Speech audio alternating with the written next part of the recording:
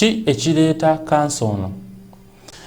Kansa w'omumwa gwa nnabaana mu bantu abasinga obungi ava ku kawuka.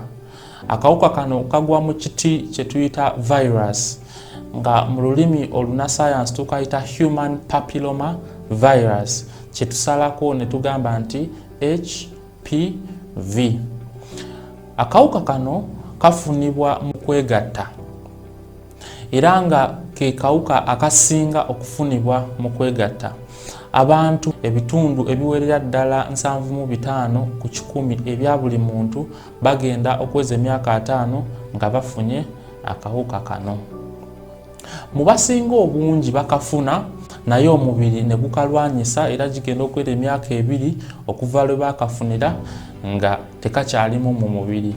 Naye mu bamu bagenda maaso n'okuba nako ne kisukka mu myaka 2 egyo, ate buli lw'obeera nako ebbanga eppanvu emikisa gyo egy'okufuna kansa oba kkookolo w'omumwa gwa nnabaana girinnya.